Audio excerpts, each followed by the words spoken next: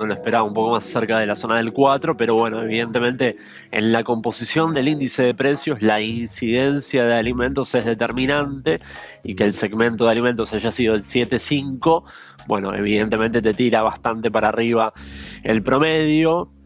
A ver, cuando uno habla de inflación y su síntesis, que es un IPC, un índice de precios, es un tecnicismo, ¿no?, que simplifica un montón de realidades, ¿no? Desde rubros tan diversos como los rubros del hogar, lo tarifario, hoteles y restaurantes, hasta alimentos y bebidas. Lo que la gente siente más en el día a día de su bolsillo, en su calidad de vida, definitivamente es el dato del segmento de alimentos y bebidas, ¿no? Claro, lo que no podés capear, porque comer tenés que comer. Claro, exacto. Y además uno lo ve en la góndola todos los días cuando va a comprar, una vez por semana.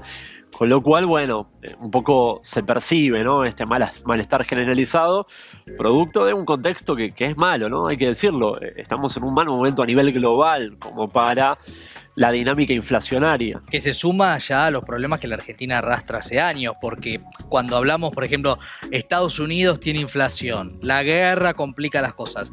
Bueno, una cosa es la realidad de países sin inflación y la otra es en Argentina, donde hay una especie de resignación social a esto, ¿no?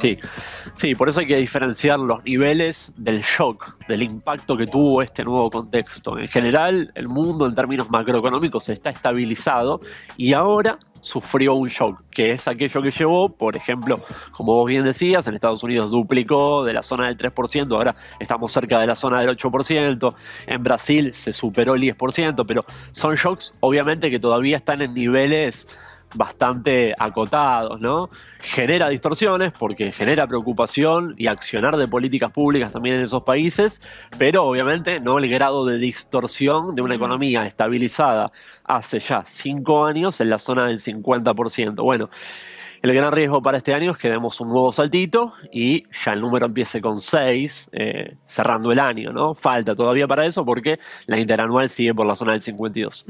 Ahora, Sergio, países como los que mencionaba Maxi, claro, están sorprendidos por esos números de inflación que están teniendo, que para nosotros en referencia son bajos, pero para esos países por su estabilidad no. Y tienen claramente una incidencia con la guerra. Estos números de febrero no tienen una incidencia con la guerra. La guerra empezó a finales de febrero, con lo cual estos números que estamos viendo no están impactados todavía por la invasión de Rusia a Ucrania. ¿Qué impactó en estos números? Eso es estrictamente cierto, pero también recordemos que la dinámica alcista en los precios de los commodities, que los commodities, ¿no?, son los productos primarios, en general granos y productos hidrocarburíferos, la fijación de esos precios se da en mercados internacionales. En nada influye un país en particular.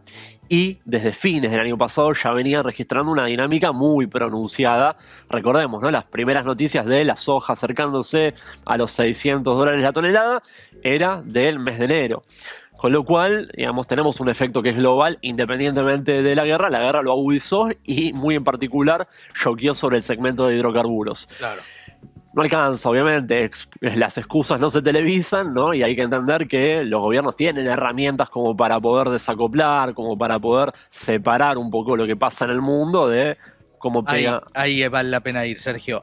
El presidente dice, el viernes empieza una guerra contra la inflación, que debería ser una guerra que debería haber empezado hace muchísimo tiempo, no en esta gestión, sino en otras, porque el tema de la inflación trasciende gobiernos, nadie lo puede solucionar todavía. La pregunta es, bueno, ¿qué puede hacer un gobierno, en este momento, el de Alberto Fernández, para encontrar resultados? Digo, porque daría la sensación de que, independientemente de los posicionamientos ideológicos partidarios, esto es algo que le impacta a toda la sociedad, obviamente a los sectores más desfavorecidos de manera muy grave, pero se necesitan acciones urgentes. Sí, incluso independientemente de lo ideológico, porque es evidente que no es que hubo un cambio a partir del cual un gobierno vino, implementó un mejor programa o un peor programa y cambió algo. Claro, se disparó un fenómeno que no existía o se aminoró. No, es un continuo donde ya llevamos más de una década con niveles inflacionarios muy agudos. A ver, yo creo que hay dos dimensiones. Por un lado, aplicar algún tipo de herramienta que trate de morigerar un poco el impacto impacto de este fenómeno global. Ahí siempre entra en discusión las herramientas que todos conocemos para desvincular precios internos de precios internacionales en productos primarios. Estos días se está debatiendo la posibilidad de modificar una parte muy chiquita del esquema de retenciones para el segmento oleaginoso, en particular para los subproductos, harina y aceite. De soja, ¿no? De soja, solamente de soja, porque otro tipo de cultivos debería pasarse por una ley en el Congreso, no tiene margen el Ejecutivo para hacerlo por decreto. Y bueno, eso es una herramienta que sirve, digamos, las retenciones desacoplan. Es un margen muy acotado. El gobierno está accionando principalmente por otro tipo de herramienta, que es la de los fideicomisos. Ya tenemos uno para el aceite y en las últimas semanas se implementó uno nuevo para el trigo, que obviamente va a impactar sobre el precio de la harina. Pero eso impacta realmente, porque en la Argentina nunca bajan los precios, ¿no? Es una cosa que realmente es llamativa, ¿no? Porque en otros países del mundo los precios bajan. Acá, una vez que subieron, nunca más los bajás. Sí, reducción es difícil porque vos además acumulás una estela, ¿no? Que es esta inercia inflacionaria, producto de una economía altamente indexada, ¿no? Casi todos los contratos de la economía tienen algún tipo de modalidad de indexación y eso es lo que te genera la rigidez para frenar en seco. ¿Qué frenaría en seco, por ejemplo? Y una dolarización, pero eso no está exento de otro tipo de costos, con lo cual hay que ponderar las dos cosas. Definitivamente los precios no van a bajar. Lo mejor que puedes hacer es que crezcan a una velocidad mucho más moderada que esta locura de tener en un mes un segmento de alimentos al 7,5%. El otro pilar fuerte que hay que trabajarlo, y en parte en 2021 se hizo, porque uno cuando dice esto en televisión es un poco impopular, pero los números de la estadística marcan esto, los números oficiales. En 2021 se avanzó fuerte con una política de ingresos, tratando de promover que las paritarias tuvieran mecanismos de indexación, de revisión, en la segunda parte del año y en el acumulado anual le terminaran ganando la inflación. Eso ocurrió en promedio en la economía. 2021 hubo una recuperación de salarios, no solamente el segmento registrado, sino también todos los trabajadores, del 1,6%. ¿Alcanza? Definitivamente no. Y seguramente, como hay rubros que se desacoplan, que son estos de alimentos, la percepción en bolsillo sigue siendo deteriorada. Pero Argentina también tiene un porcentaje de trabajo informal tan alto que la verdad que la paritaria no llega a cubrir a todos los trabajadores. Eso es un problema. Lo que te quería preguntar era, en este porcentaje, ¿no? Porque vamos recién 2 meses del año, estamos en marzo, pero sabemos la inflación de estos 2 meses que ya supera el 8%. Es un 8,8%, si no hice mal el cálculo del primer bimestre. ¿Qué proyección se evalúa para este año? Porque la verdad es que también el Fondo Monetario, en esta renegociación que se trata en el Senado esta semana, va a estar mirando cuál es la inflación de Argentina y se pretende que sea como máximo de un 48%. Pero con este número, ¿ves una posibilidad según tu análisis? Mira, a ver, te digo dos números. El Banco Central hoy en día lo está posicionando con un promedio de consultoras en la zona del 54%. En el sello, la consultora que a mí me toca dirigir, lo estamos estimando en 50%, pero lo revisamos todos los meses y seguramente a la luz de este número haremos una revisión al alza. Bueno, de nuevo, ¿no? Es difícil pensar que vos puedas franquear para abajo ese piso del 50% y hay como un consenso de que, bueno, es posible que con esta dinámica el número final termine empezando con 6.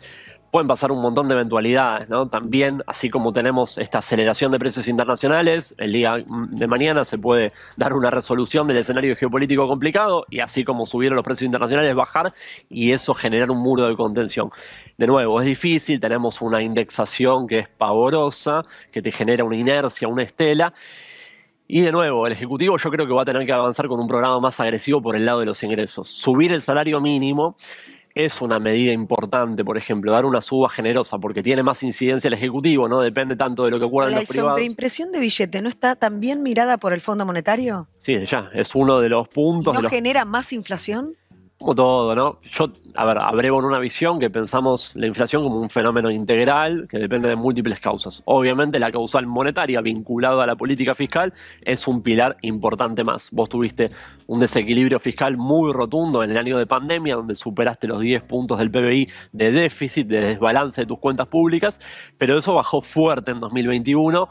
por así decirlo, para que lo entienda la gente, la maquinita se empezó a pagar bastante el año pasado de reactivación. Falta, y como vos bien señalás, en el marco del programa con el Fondo Monetario te piden que sigas con ese proceso de ir dependiendo menos de la impresión de billetes. Pero si tenemos solamente esa mirada como único factor, ojo, porque también nos podemos comer la curva de 2018-2019, donde la máquina directamente se apagó, le pusieron una funda a la máquina de imprimir billetes, pero ahí en 2019 tuvimos la inflación más alta en 28 años. Claro, claro. Incluso hasta el Fondo Monetario ha reconocido que la inflación es multicausal en relación al hecho argentino. Lo ha puesto. Ahora bien, una vez que se apruebe todo lo que conlleva el acuerdo con el fondo, ¿la tendencia inflacionaria va a seguir siendo a la suba? O sea, ¿va a afectar mayormente a la suba el hecho de que paguemos más luz? Digo, me parece que está directamente relacionado también, ¿no?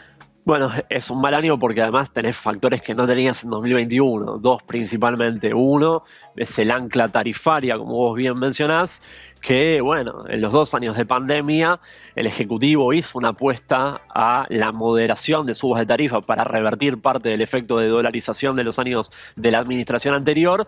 Y bueno, la verdad que se licuó bastante el componente tarifario sobre los salarios. Hubo aumentos menores al 10% con una inflación del 100% en los 2 años acumulados. Eso es un ancla que vas a perder parcialmente este año, donde, como vos bien señalás, en el marco del programa con el Fondo Monetario, te piden que lo empieces a mover a una mayor velocidad.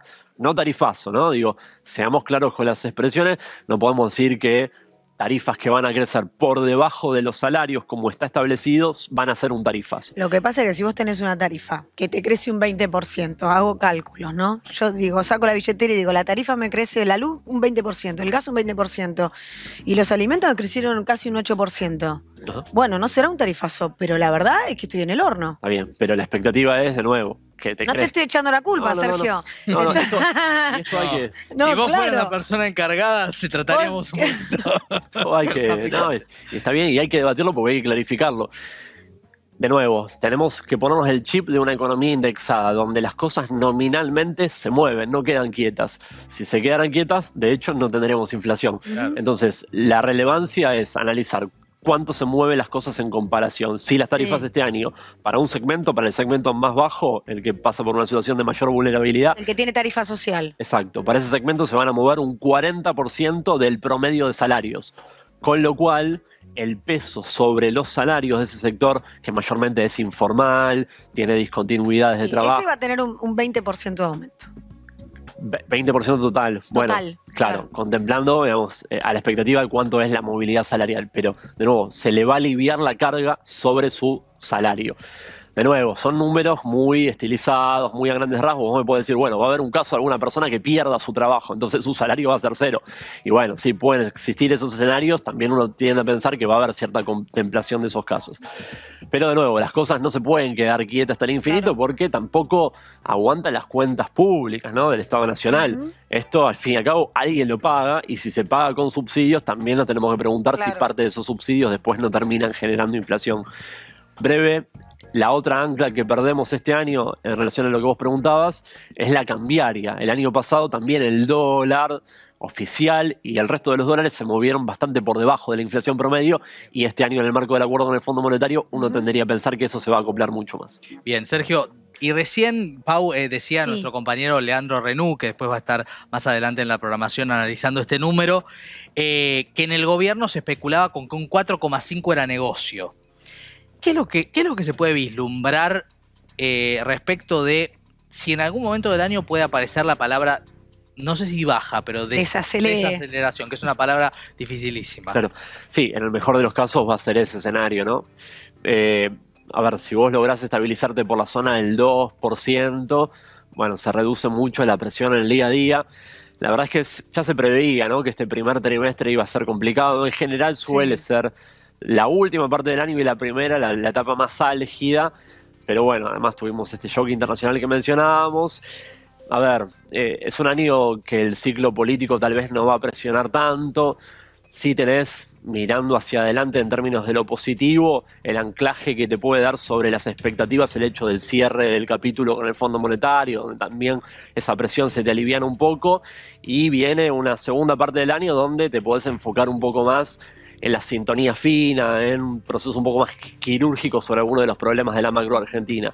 Alcanza y no sé si va a alcanzar. De nuevo, yo esperaría ver, tendría la expectativa de un ejecutivo muy fuerte trabajando sobre la cuestión salarial, sobre todo en los segmentos que necesitan un envión, ¿no? Que simplemente con la cobertura paritaria, los convenios colectivos no tienen un paraguas, con lo cual tal vez un push importante, ¿no? Un envión importante sobre el salario mínimo puede ser una medida significativa para los próximos meses. Quiero un punto que no quiero dejar afuera, me parece interesante tenerlo en cuenta, Pau.